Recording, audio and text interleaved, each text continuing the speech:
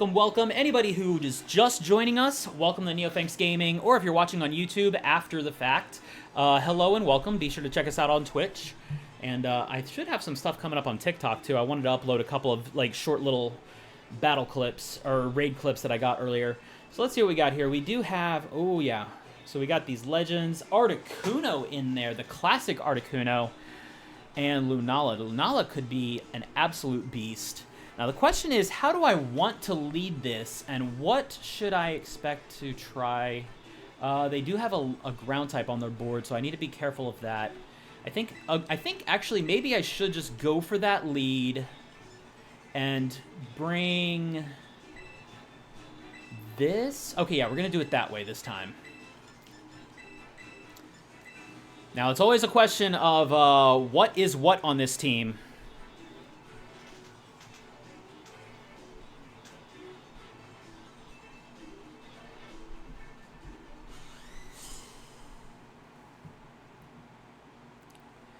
So let's see what we can get into, what trouble we get into here. Heatran Landorus, okay, Heatran Landorus lead, so they are leading with... They are leading with the ground type. And Heatran's got Air Balloon. Okay, Air Balloon is solid on that one. And the Intimidate hurts too. The Intimidate really does put some pressure on us here. Now... what do I want to try?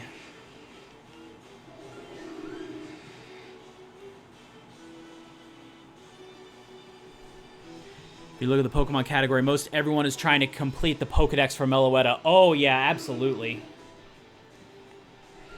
This is the time to go and do that.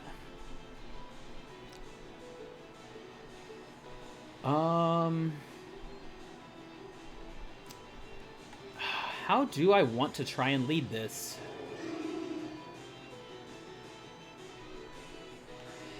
Okay, I think I'm actually going to go for this lead and this to start. Just going to hard switch this Golem, because being up against a ground type is extremely and a pretty huge issue. Psychic Surge going to go off.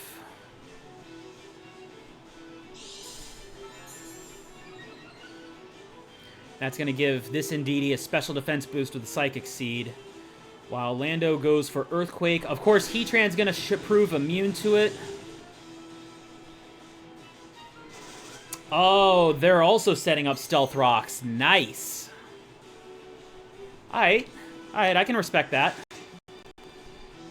Well, here's our Stealth Rocks to answer for that. Earthquake is definitely pressure.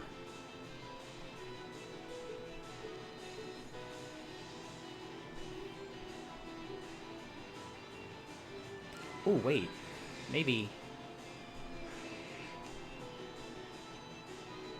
Oh. Okay, let's try this. Hopefully I'm not blowing this.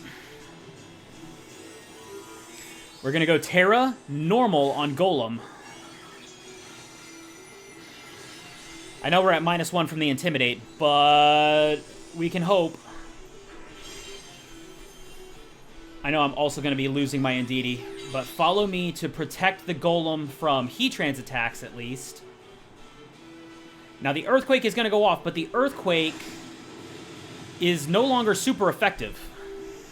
And then Earth Power goes into Indeedee, which survives with a single hit point, but the Explosion was going to take it out anyways.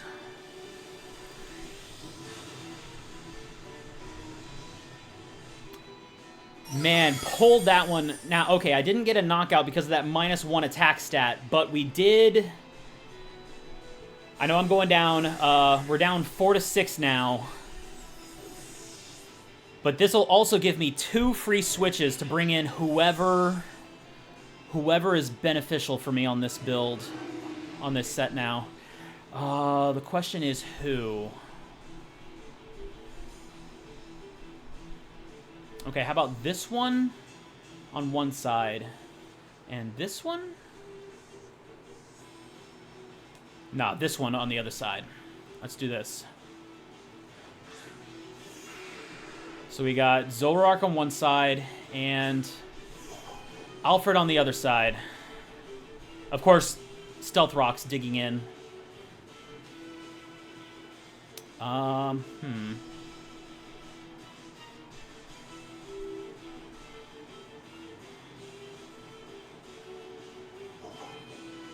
you know what? This kind of exposes me right away, doesn't it?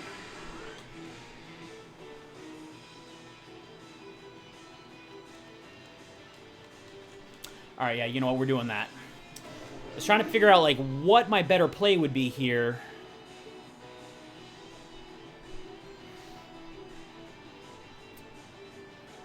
Oh, snap, I just remembered. Landorus's Choice Scarf is, yeah, so Earthquake's gonna go off first. Oh, just barely survived it on both sides. Well, as you might have guessed, Alfred is not actually Alfred, it's the other Zoroark. But the Hyper Voice, okay, Hyper Voice goes off first. That is gonna give us a Throat Spray boost. But now I've got to worry about what comes in. If there's anything with any priority moves on the other side that can hit Zoroark, that is going to put threat on it, even though it is the fastest Pokemon on my side otherwise.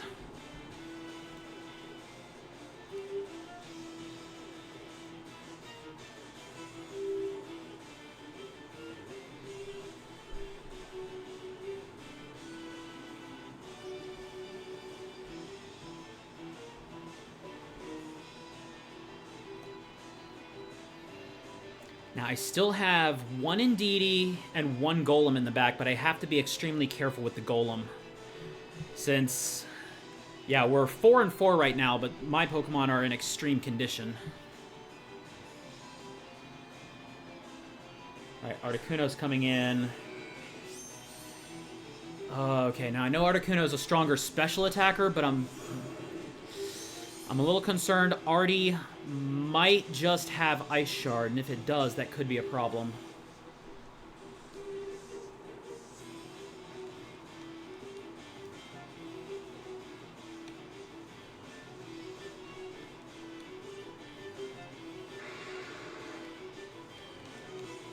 Actually, oh, you know what? Maybe,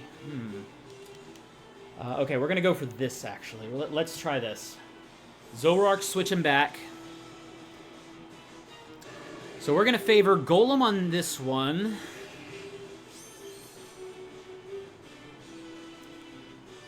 Oh, you know what? That switch does seem like kind of a waste now, because now when the other Zoroark comes back, that's just gonna put Stealth Rocks back into effect. Yeah, Stealth Rocks is just gonna take out that Zoroark when it enters the field. Which kind of makes it a moot point. So, oh, I completely forgot about Psychic Terrain. Oh, snap. Okay. I had forgotten that Psychic Terrain had me protected. Which means that my switch was completely wasted. I could have just gone double attack, and since I know both of them would have been faster than Entei.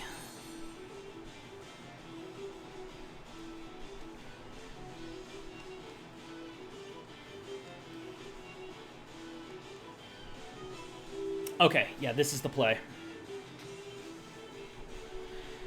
Well, now to just kind of make up for our little screw-up there. Yeah, I absolutely should have just kept both Zoroarks in. I could have taken out the Entei on that round. Now, if I end up bringing that Zoroark back into play, it just gets knocked out with Stealth Rocks, and I have to bring in the last Pokemon.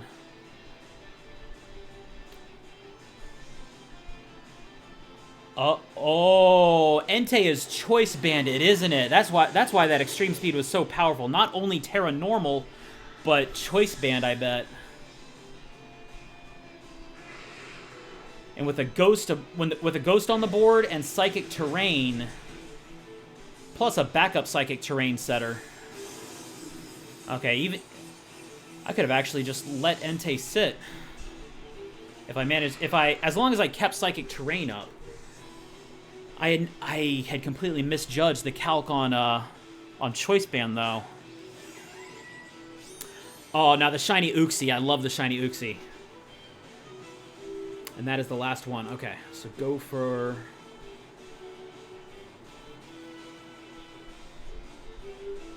Now, Uxie doesn't get priority moves. And it also has Levitate, so even if I set Terrain back down, it still doesn't get the benefit from it. Although, if it did get Expanding. Whew.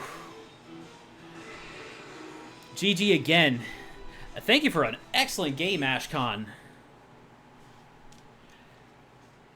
Yeah, I definitely see, like, I think we both did a little bit of miscalculating there with the extreme speed on the Psychic Terrain.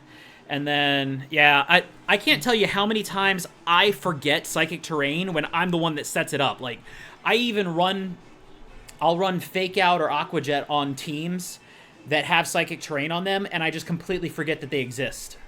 I forget about the protection. But that was an excellent round, and I also misplayed pretty severely. Now, I know if it wasn't for the Entei misplay, I could have still gotten the knockout on it if I just stayed in and attacked with both Zoroarks and didn't switch out. Because what that did was, because of the Stealth Rocks, my Zoroarks were just a tick away from being knocked out themselves. That's why I was worried about, like, oh, does the Articuno maybe have Ice Shard? But that was me also forgetting about the Psychic Terrain. Go against the Dancer team? Oh, yeah, we can do the Dancer team on a go-around. I think before we run, though, Relaxed Epic said they had 6-star raids. We can go ahead and do some 6-star raid support since we are only about 40 minutes from the raids resetting. I've cleared my 6-star raids until that happens. But if Relaxed Epic has some to go, we can definitely get that out. Let's see.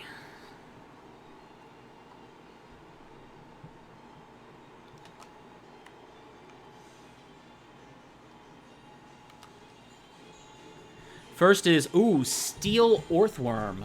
Okay, let's see. So I'm going to go ahead and pull up my portal, and I'm going to get the script for that Orthworm.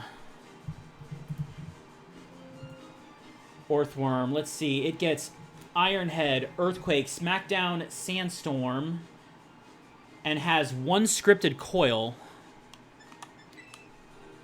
And, of course, anybody else wanting in on these raids, feel free to join. We just got to watch out for Iron Head, Earthquake, Smackdown, Sandstorm, and it does 1 scripted coil at 95% time. After that, it does no more boosting, just a stat reset at 50% and a player reset at 60%. So let's see, I could, okay, if other people have powerhouses, Tera Steel, L4D. Oh, and whatever we do, we probably do not want to lock into ground-type attackers in case it has Earth Eater. PQY. PQY. We also want to be careful with Fire since it has ground and rock moves. But Fighting would be fair game.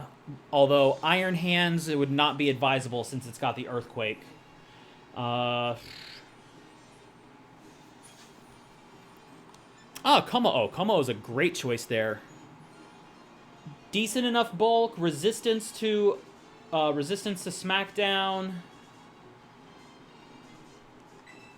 And I have, like I said, I can bring a Grumpig, and I basically debuff the, well, I can either debuff it with this, or with this one. Chilling Water, no, Acid Spray does no good, so going for that's no good. Physical debuffing. Yo, Saint07, hello and welcome. Or maybe, maybe I go Mudweiser? I kind of want something that can debuff its attack, although... Actually, yeah, you know what, I think if I just go for the chill... I'm going to go for the Chilling Water spam. Okay, Special Attacking Como. Ooh, Special Attacking Como. Okay, you know what? Instead of that, then... Special Attacking Como, how about I bring...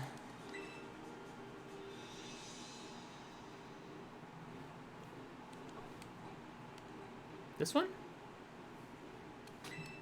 Yeah. Okay, so I don't have an attack debuff on it, but I can debuff its special defense with this. Now, I have Rain Dance on my Pokemon. Since this one sets Sandstorm, what is it? Okay, it has 2 Sandstorms that it sets, so I can use Rain Dance to overwrite the Sandstorm at least. That'll prevent us from taking residual damage. Ooh. Okay, well, it actually... Alright, you know what? If we have an Iron Hands coming in, I think I am actually going to go ahead and switch to Grumpig to work on debuffs. Because I want to make sure that the team can survive, and Iron Hands being weak to Earthquake after a Coil would be where I'd be cautious. So I'm going to do a turn 1, probably turn 1 defense buff, turn 2 Simple Beam if I can. Might have Earth Eater, so ground move. Yeah, we don't want to use ground moves on it. So if you have any, like, if you have any fire moves or fighting moves to use on it. Now, at the very least, Groudon is super bulky and it's not weak to any of its attacks. So Groudon should at least be able to survive extremely well.